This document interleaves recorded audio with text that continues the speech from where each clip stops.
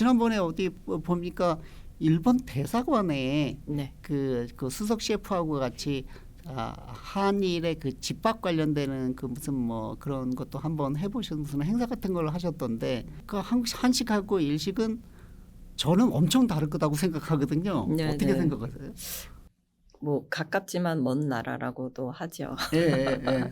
저는 근데 아무래도 동아시아 3국은 가까이 접해 있다 보니까 환경적으로 차이가 날 수밖에 없지만 예. 기본적인 어떤 맥락에서 비슷한 부분에 있다고 보거든요. 그 중에 이제 뭐 사실 식사하는 방법이나 뭐 그 조리 뭐 식사할 때 쓰는 도구라든지 예. 이런 게 차이가 있다면 비슷한 식재료들 아니면 비슷한 뭐 양념류 뭐 된장 같은 것도 마찬가지고 그런 것들이 좀 비슷하다고 봐요. 근데 그때 제가 작년이 한일 수교 60주년이어서 했던 행사였거든요. 뭘 할까 고민을 하다가 제가 제안을 드렸어요. 한국의 된장과 일본의 미소를 하자. 예. 예, 왜냐면 재료가 똑같거든요.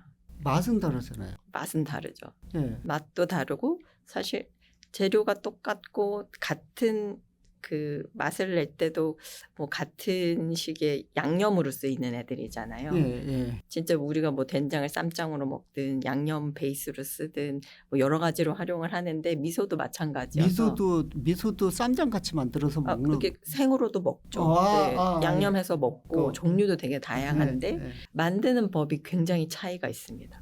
그런가요? 네, 예를 들면 한국은 아까 말씀드렸던 대로 토착균이 알아서 이제 들어오는 자연과 시간이 같이 가는 매주 형식으로 가고 시간과 자연이 같이 따라가는 발효라면 일본은 정확하게 그 딱 필요로 하는 균만 딱 넣습니다. 그런가요? 주입식이에요. 정확하게 그 균만 존재합니다. 제가 지금 균 이름이 생각이 안 나는데 정확하게 그 균만 존재해서 굉장히 과학적이죠.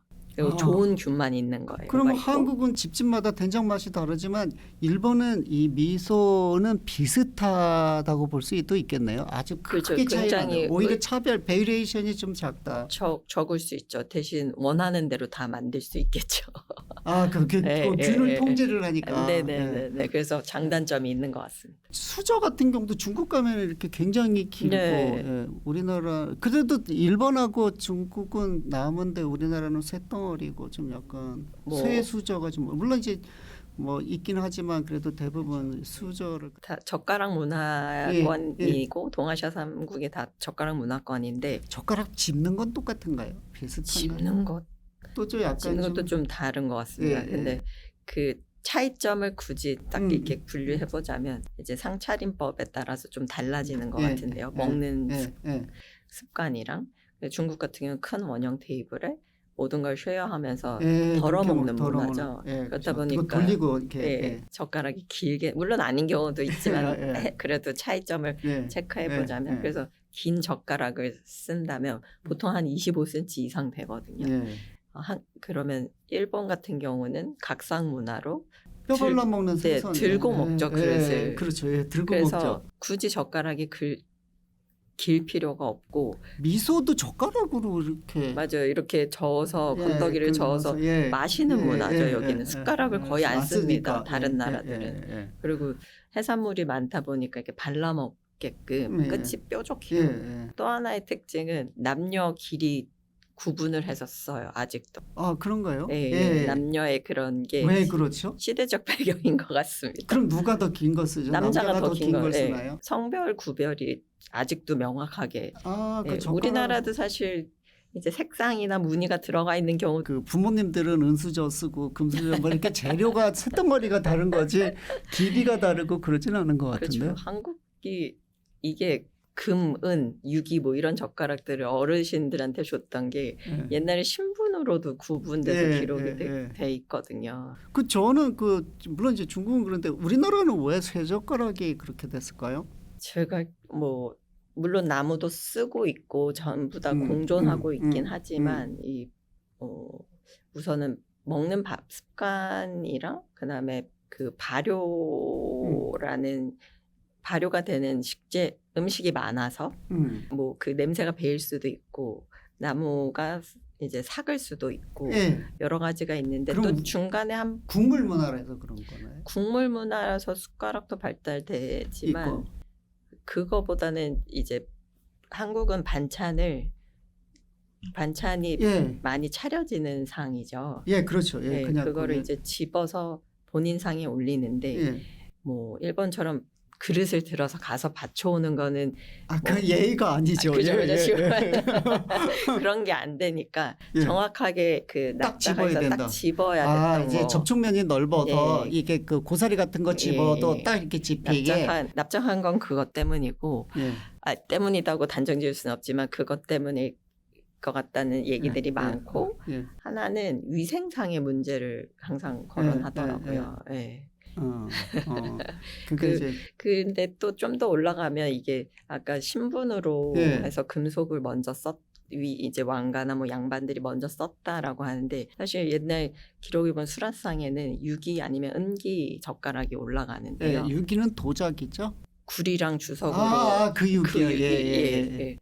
그 썼었는데 그게 독이 있냐 없냐를 구분하기 위함이었다라는 수라상에서는 네, 예, 그게 또 이제 한편의 뭐, 얘기도 있고 그래서 신분이 높은 분들이 쓰셨다가 점점점 내려온 것. 그 다음에 또 이제 근대 현대 오면서는 이제 경제적인 부분도 있는 거죠.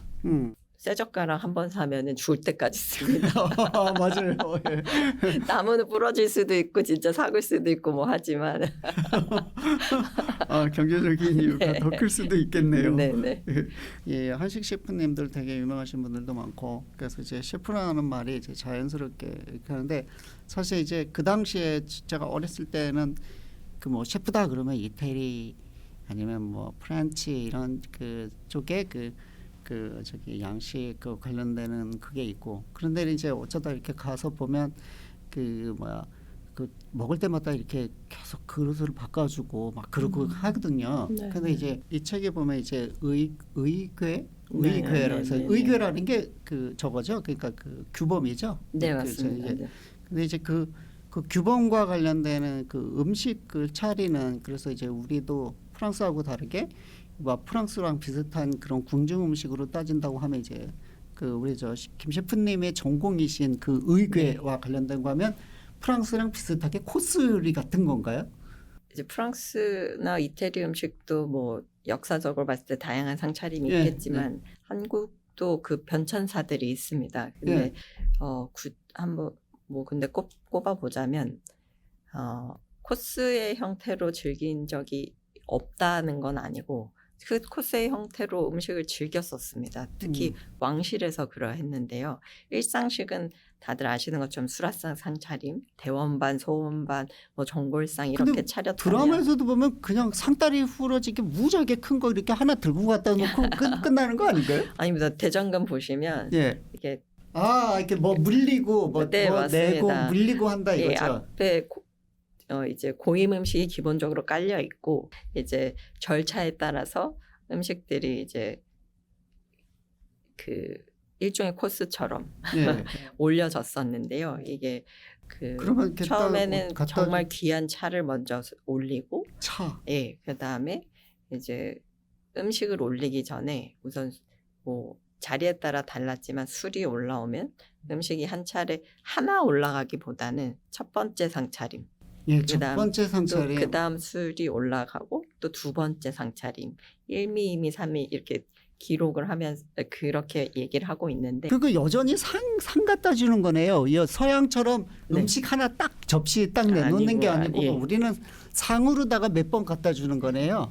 그게 근데 상의 개념은 아니었어. 상은 있고 예. 음식 차림새가 바뀌었었으니까요. 예. 예. 그러면 근데 그렇게 상을 몇 번 갖다 주면 얼마나 많이 먹을 수가 있을까요? 나는 그거 지금 하나씩 줘도 먹기가 쉽지 않던데. 그게 이게 단순 신분이라고 할 수는 없는데 하여튼 왕의 그 개념으로 맞습니다. 따지면 굉장히 많이 갖다 줬다. 그걸 다 먹는다는 개념보다는 예.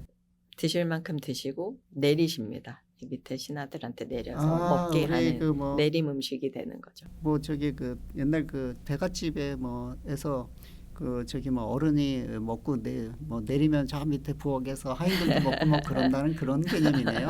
그래서 다 먹는 게 아니고. 예, 그래서 신분의 어떤 지위를 나타냈던 걸로 알고 있습니다. 그 양으로서.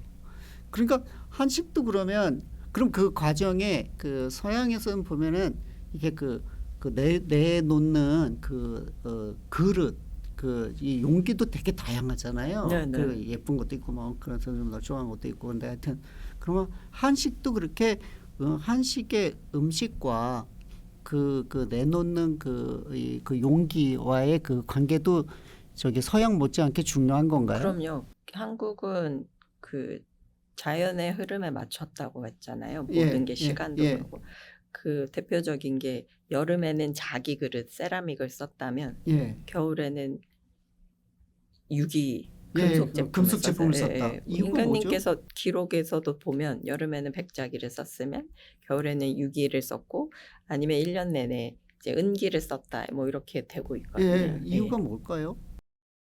이제 음식의 온도 유지라든지 온도를 유지. 네, 이런 여러 가지들이 예. 네. 일식하고 중식 이렇게 보면 중식은 그 웍이라고 해서 조리 그게 되게 단순해 갖고 아주 잘게 세밀한 거를 볶을 때도 그 큰 그 웍을 쓰고 뭐 고기 볶을 때도 그렇고 하여튼 주로 많이 튀기고 막 그렇게 하는 거 많고 탕도 거기다 탕도 끓이죠. 막 하고 하나로 끝나죠. 그냥. 그리고 일본도 보면은 이게 막 튀김이라는 게 막 되게 중요하잖아요. 네네. 우리나라는 그렇게 막 그 요즘에는 무슨 뭐 치킨집에서 이제 많이 튀기긴 하지만 예전에 뭐 보면 그런 게 별로 없는 것 같이 보여서 기름이라는 재료 자체가 귀하기도 했고요. 기름의 원료가 다른 건가요? 뭐 주로 생산되는 그 기름의 원료가 뭐 중국은 워낙 콩의 전 세계 대표적이죠. 대두유가 또는 이제 동물성 지방도 워낙 풍부했다고 치면 일본은 그 한때 이제 경제 성장기고 이럴 때 산업화되면서 유체 기름 생산량이 엄청 식물성 기름인 거죠. 많아지면서 튀김이 발달됐다고 해요. 근데 한국 같은 경우는 아시다시피 들기름, 참기름 가장 일반적이죠. 근데 얘네들 직접 못 잡으셨죠? 예, 안 잡았습니다. 요만큼을 얻기 위해서는 깨를 이만큼을 착유를 해야 되거든요. 엄청 그래서 얻는 양이 소량이다 보니까 이 기름을 이용하는 음식이 발달되지는 못했습니다. 그러니까 기름을 이렇게 풍부하게 넣고 이렇게 막 튀기고 그러는 거는 잘 안 했다 이거죠. 그리고 또 한 가지 기름이 귀해서 귀한 것도 또 한 가지 이유는 조리 도구입니다. 한국은 가마솥 형태 아니면 뚜껑을 뒤엎은 그 딱 요 완만한 형태의 번철.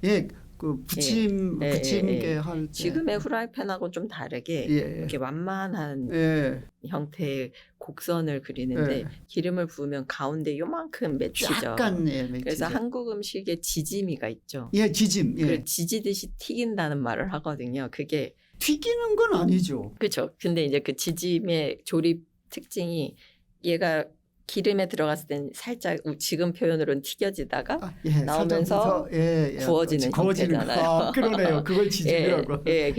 그래서 그러한 형태의 음식이 발달됐죠. 우리나라 그 지짐이가 많죠. 맞죠. 전도 다 그런 거고. 전유화라고 하는데 그래서 그런 음식들이 발달됐지. 그 일본의 덴뿌라 같은 형식의 기름에 완전 넣어서 하는 풍덩 담가갖고 그런 거는 발달되지 못했었어요. 근데 그렇다고 해서 튀긴 음식이 아예 없진 않았습니다. 뭐 흔히 뭐 음식으로도 치이고 간식으로도 치이는 튀각 부각도 있고. 그 튀각 부각은 맨날 들어도 헷갈리는데 뭐가 튀각이고 그게 뭐가 차이점이 있죠? 재료를 익히든지 아니면 생으로 말려가지고 튀기는데 튀겨내는 건데 이게 겉에 그 전분이나 곡물의 어떠한 것들이 묻어 있는 거는 부각, 없이 원 재료를 말려서 그대로 튀긴 거는 튀각 이렇게 불려. 가끔 갖다 뭐 버섯 같은 거 그냥 그 생으로 그런 게 튀겨서 주는 거는 튀각.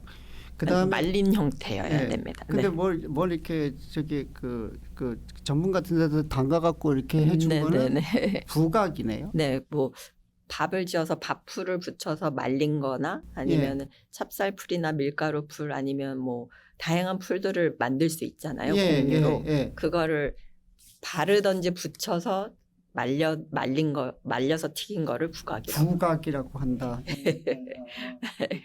그리고 과자류들이 있습니다. 흔히 예. 아는 약과나 예. 아니면은 강정류들.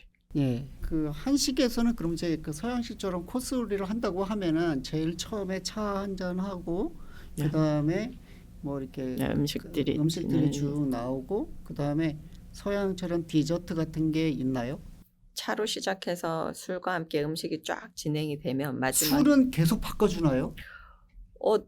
그 이제 진행하는 기록에 따라서 진행하는 거에 따라 다르긴 한데요. 예. 네, 술이 들어갈 때는 네, 술이 여러 차례 이렇게 바뀌면서 진행됐었었는데 대표적인 게 지금 종묘에서 제례 올릴 예, 때 종묘제례, 네, 대제. 종묘제례에서도 술이 계속 바뀌면서 올라가죠. 아, 그런가요? 아. 그리고는 마지막에 다과상 차림을 즐겼었죠. 그리고 그런 연회가 아닐 때도 네, 평상시에도 항상 즐겼었습니다. 후식을 낸다 그러면 뭐 내죠? 떡 빼면? 과자 같은 과줄이라고 해서 과즙. 네, 과칠 또는 가줄이라고 하는데 정과라든지 예, 예. 아니면 판에 찍어내는 다식 아니면은 엿에 졸이는 강정 예. 그다음에 과즙을 이용해서 전분질로 굳히는 뭐 과편이라든지 너무 많습니다. 그런 거 한식 그래, 후식도 예. 엄청 많네요. 떡도 사실 찹쌀을 그 재료에 따라서 떡 종류들이 엄청 많고 예, 그렇죠. 예. 형태나 만드는 법에 따라서 이름이 많기 때문에 사실 네 디저트류만 얘기를 해도 엄청나게 밤새서 얘기할 수 있을 것 같습니다. 하나 씨, 해외 바이어가 보낸 첨부 파일 10개 분석해서 오늘 안에 정중하게 답장 보내고 퇴근해요.